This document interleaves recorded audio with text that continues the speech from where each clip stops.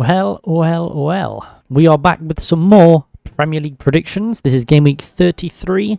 There are only 5 more weeks of the Premier League to go, I think. And, well, yeah, we're just going to get right into it. You know, it's the run-in.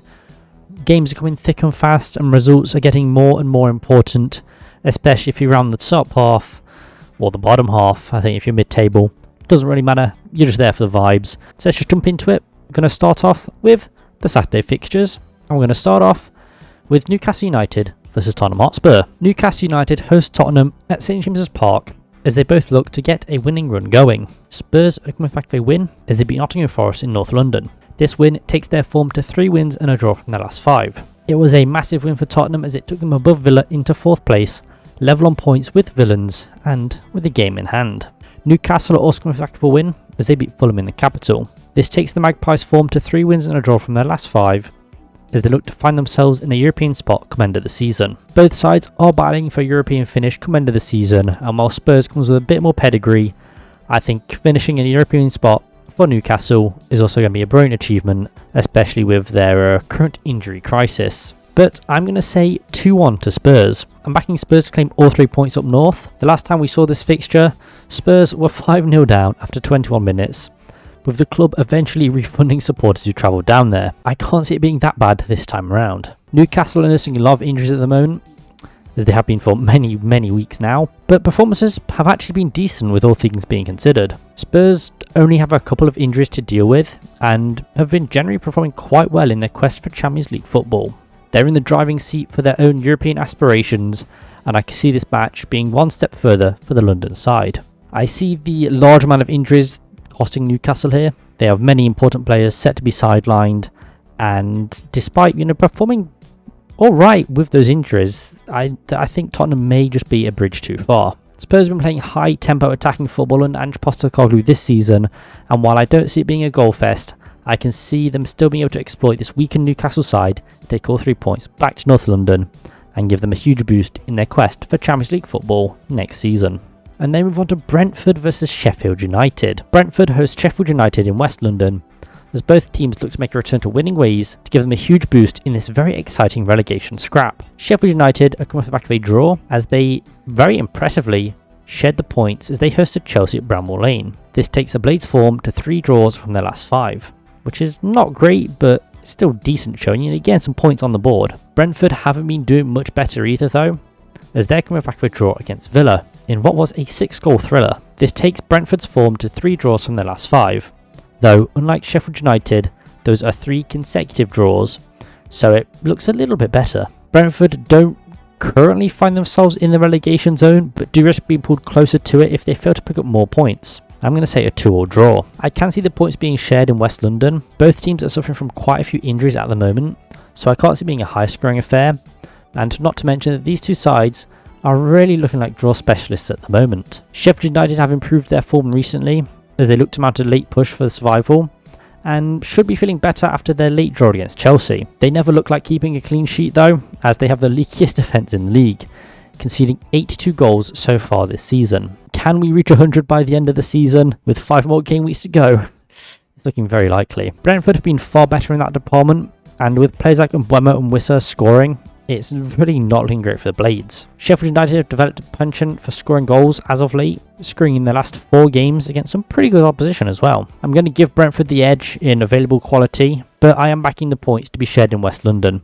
I just don't think either team has what it takes to overcome the other, especially at this point in the season with the current squads each team has available. And then we move on to Manchester City versus Luton Town. Man City hosts Luton Town at the Etihad in a match that really represents both sides of the modern game. Luton Town comes back with a win as they beat Bournemouth at the death at Kenilworth Road. This takes the Hatters' form to a win and a draw from the last 5, which takes them level on points with Forest, who sit just outside the relegation zone, but only by goal difference. And that win was a huge boon in their quest for Premier League survival. Manchester City are also coming back with a win as they beat Crystal Palace in the capital. This takes the Citizens' form to 3 wins and 2 draws from their last 5. These recent wins keep City competitive in the title race, with only points separating them from Arsenal and Liverpool. What a title race this is turning out to be. Points here would be very important for each team's battles at either end of the table, but I'm backing Man City here 3-0. I am backing City to keep all 3 points in Manchester. Luton Town have played quite well this season, and of all the 3 teams in the relegation zone, these look like the most likely to actually survive. However, I can't see this match against the reigning champions being the one to help them there. In the reverse fixture, they played out a 2-1 draw at Kenilworth Road, in which Luton actually gave City a good run for their money, but were then demolished in the FA Cup. But I do see this being quite a different match in Manchester. Man City are coming fresh off a draw against Real Madrid in the Champions League as well, so we could see some Pep rotation in full force, as he may be wanting to rest certain players for the more important Champions League clash. But it's Pep Guardiola, we don't know how that man works, his brain works in mysterious ways. Even with this Pep roulette, City do still have a very stacked side that is just full of quality and more than capable of claiming 3 points here no matter who plays. City may not have hit their goal scoring form of last season, but have still scored 71 league goals so far. Luton haven't been slouchers either this season, as they've scored 45, which is better than many teams around that relegation battle, and much more than I considered they could even score at the start of the season. However, they are let down by the defence, having conceded 65 goals so far this season, and that's not what you want to hear when you're set to play a side that has one of the best attacking forces in world football. Luton will look to make things difficult for City, but I do ultimately believe that the team in Sky Blue will have more than enough in the tank to beat Luton and put further pressure on Arsenal and Liverpool in their quest to reclaim their English crown. I don't think it'll be an easy match per se for City. I think Luton will look to make things difficult, so that's why I'm not going with a larger margin. But I think ultimately City should win this clash and probably will. Even if Holland doesn't play, they've still got goal scorers like Alvarez in their midst, and honestly, they might be better off resting Haaland, to be honest. Whatever happens, I am backing City to claim all 3 points here. And then we move on to Nottingham Forest versus Wolverhampton Wanderers. Nottingham Forest host Wolves in what could be the worst officiated game in Premier League history. Both Forest and Wolves have been on the end of some howling referee decisions this season, so this could be an all-timer. Wolves are coming back with a loss as they fell to West Ham in the Molineux. This takes their form to a win and a draw from their last 5, as they remain around the middle of the table. Nottingham Forest also coming back with a loss, as they were beaten by Spurs in North London. This takes their form to a win and 2 draws from their last 5, which is not brilliant form for a side looking to escape the relegation zone. This match is a very important clash for the Reds in their quest for another season in the Premier League, and I think will come out victorious this time around.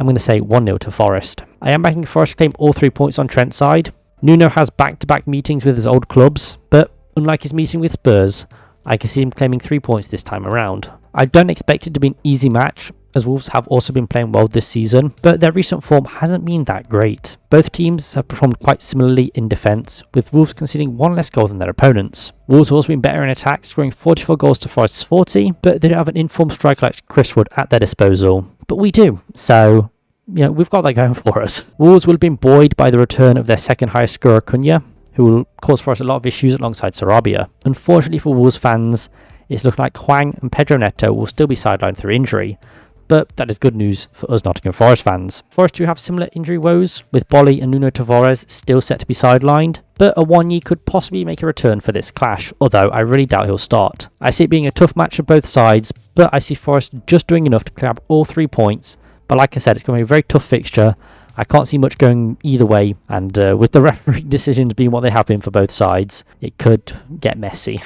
Well, I'll put it lightly, but I see Forest claiming all 3 points in this very important clash for their survival hopes. And then move on to Burnley versus Brighton. Burnley hosts Brighton at Turf Moor, as both sides are looking to make a return to winning ways, with the Clarets needing to make a last-ditch effort for Premier League survival. Brighton are coming back with a loss, as they failed to beat Arsenal at the Amex, with Trossard showing he really does not care for his former club. This takes Brighton's form to a win and a draw from their last 5, which is not great form for a side trying to secure another season of European football. Burnley come back with a loss too, as they failed to beat Everton at Goodison. This takes the Clarets' form to a win and 3 draws from their last 5. And to be honest, the Clarets won a bit of a run before they fell to the Toffees, so it remains to be seen if they can bounce back from this result, get some more important points on the board for their survival hopes. However, I'm going to say 3-1 to Brighton. I am backing the Seagulls to claim all 3 points in Lancashire. Brighton have been suffering from quite a few injuries at the moment, and that has seen their results drop off. However, their top scorer has recently returned, which has handed them a massive boost in recent times, although he's not really performed since returning. Taking injuries into account though, Brighton do still have a quite strong squad at their disposal, and that will cause a lot of issues for Burnley. Burnley are also suffering from quite a few injuries at the moment, with a couple of important players set to miss out through injury. Now Brighton look to play an attacking brand of football under De Zerbi, and as such have scored 51 goals so far this season, and they'll be hoping to add to that tally against Burnley. Bearing in mind, this is a Burnley side that has conceded 67 goals so far this season, which is one of the worst defensive records in the league. But saying that, they have looked better recently though. However, I don't think they look good enough to keep Brighton out, who have actually got a decent defensive record themselves this season, only conceding 49 goals. I do expect Burnley to score here, because Brighton's defensive record isn't so good that it's watertight, but I do just think that Brighton's available quality and available attacking players will be too much for Burnley to handle.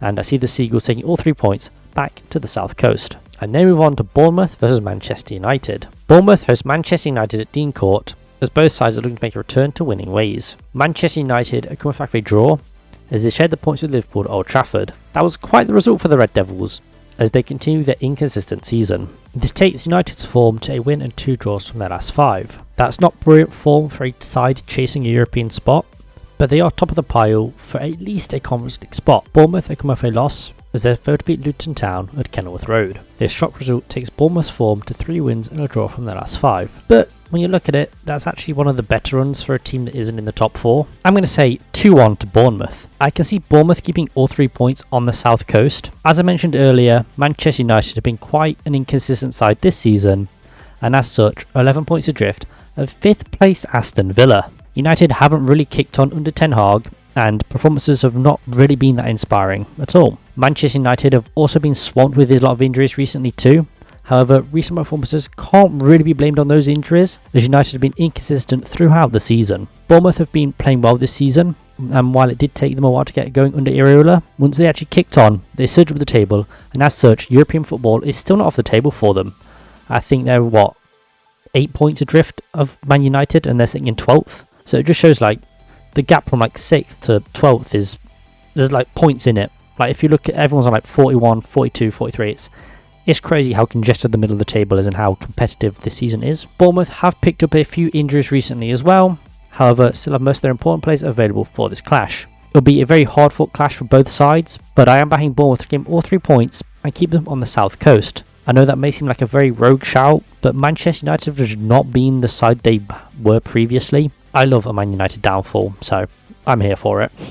And then we move on to Liverpool versus Crystal Palace. Liverpool host Crystal Palace at Anfield, as both sides are looking to make a return to winning ways. Crystal Palace are coming back for a loss, as they fell to beat Manchester City at Selhurst Park. This takes Palace's form to 2 draws from their last 5. The Glasner era hasn't gotten off to a great start, and I'm quietly pleased Forest didn't go for him. Liverpool are coming back for a draw, as they shared the points with Manchester United at Old Trafford. This knocked Liverpool off their perch at the top of the league. It takes Liverpool's form to 3 wins and 2 draws from their last 5, as their title challenge begins to stall. This is a big match for both sides, with Palace looking to avoid being dragged into relegation scrap, whilst Liverpool were looking to a result so they can return to the summit of the Premier League and close a bit more ground on Arsenal. I'm going to say 3-1 to Liverpool. I am backing Liverpool to keep 3 points on Merseyside. Liverpool have actually seen a big reduction in their injury crisis recently, with many first team players being brought back in. This has come at an ideal time for Liverpool, as the run-in is well and truly underway, and these players could not have come back at a better time, I guess, unless they were never injured in the first place. Palace haven't been as lucky though in the injury department, with many players still set to be sidelined. And as I mentioned earlier, Palace do risk being pulled into relegation scrap. However, currently they do sit 5 points clear. However, if they keep failing to pick up points and results go against them of these other teams, they could easily find themselves in a relegation scrap, and it's not pretty this season. Liverpool are also in need of points too, but for a very different battle at a complete opposite end of the table. They're only second based on goal difference, as they're level on points with Arsenal, and it'll be really good for Liverpool that all of their attacking players will be fit for this clash and can help them improve their goal difference to close that gap between them and Arsenal. I can see Liverpool giving all 3 points on Merseyside. They desperately need it if they want to give Klopp a title and his send-off. With the attacking players they have available, that is looking more and more likely. They just need to close that goal difference between them and Arsenal and pick up points as well. I think they can do it. I'm quietly confident in them. And then we see West Ham versus Fulham. West Ham hosts Fulham in an East versus West London clash, as the Hammers are looking to start a run of winning ways, whilst Fulham are looking to make a return to winning ways. Fulham are coming back with a loss, as they failed to beat Newcastle United at Old Trafford.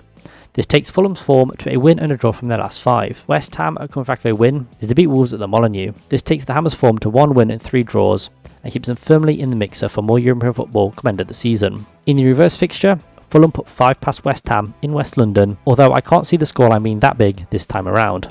I'm going to say 2-1 to West Ham. I can see West Ham keeping the 3 points in East London. Despite losing in Europe, West Ham have been in some decent form domestically and will be looking to build on those positive results to ensure they secure another season of European football. Fulham have secured another season of Premier League football as Marco Silva successfully shedded the yoke of Fulham being a yo-yo club, and they have a 9-point cushion over Palace, so shouldn't face any risk of being pulled into the relegation scrap. Although crazier things have happened and that chance is not zero, but Fulham just seem to be allergic to playing Norwich, so they go another season without risk of relegation. West Ham are the only side of the two struggling with some injuries at the moment, with Areola and Bowen being the biggest two absentees for West Ham. Bowen is the Hammers' top goal scorer at the moment, so him being sidelined is a big miss for the West Ham and their attack, but I do think they have players still capable of scoring goals and capable of beating Fulham, let's be real. It will be a tough clash in East London, there's no doubt about that. Both sides will make it hard for the other, but I reckon West Ham can get the job done in their own home ground. You'd hope so at least.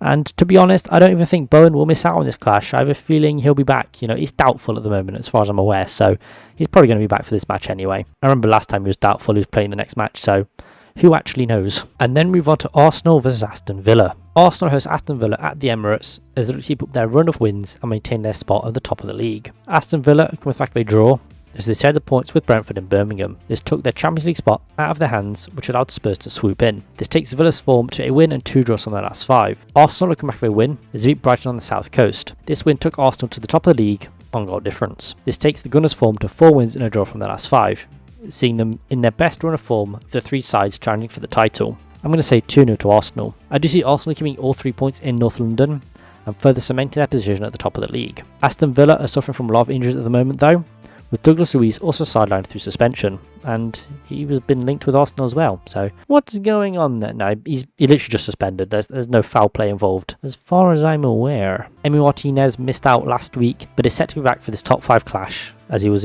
featured in the European game as well. But Villa are still missing a lot of important players. Both sides have been very effective in attack this season, with Villa scoring 66 goals despite their injury woes, whilst Arsenal have scored 75. Very, very prolific attacking outfits this season, some of the best to do it. Not in the entire game, but definitely this season. However, the defence is where these two sides are really separated. Arsenal currently boast the best defence in the league, as they've only conceded 24 goals so far this season, whereas Villa haven't been as solid in defence, conceding 49 goals so far, which isn't a terrible record, but it's not that great either. Villa do have Ollie Watkins available for this match, but even with the league's second highest scorer at their disposal, I can't see them breaking down this wall of North London. Gabriel and Saliba have just crafted this brilliant defensive partnership this season after building on last season, and nothing seems to be getting past them, even Ollie Watkins in this prediction. I do see Arsenal giving all 3 points in North London, and that would actually inadvertently help their North London rivals as well, as if they beat Villa and Spurs win their match, then European football, Champions League football, is more in Tottenham's grasp than it would have been Villa's. So if Arsenal win here, they actually help Spurs, so maybe they want to lose. Yeah, you know what, bottle the title just to make sure Spurs don't get Champions League football. Good job, guys. Either way though, I do see the Gunners keeping the 3 points in North London. And finally, Chelsea versus Everton. Chelsea hosts Everton at Stamford Bridge as the West London outfit are looking to make a return to winning ways and move further up the table after finally moving from 11th place. They did it, guys! They're no longer 11th! Yeah! Woo! I don't actually care about Chelsea. Sorry guys, I just don't care. Everton are coming for back if they win as they beat Burnley at Goodison. This was a huge result for the relegation scrap, but was then immediately nullified as Everton was subject to a second points deduction as the Toffees lost a further 2 points. Personally, I thought it would have been more, but 2 points is 2 points. I can't really complain in this situation. Despite that deduction though, this takes their form to a win and a draw from their last 5, finally breaking their winless run. Chelsea hit a comeback draw as they shared the points with Sheffield United at Bramall Lane. This takes Chelsea's form to 2 wins and 3 draws from their last 5 as their inconsistency continues. And I see it continuing here.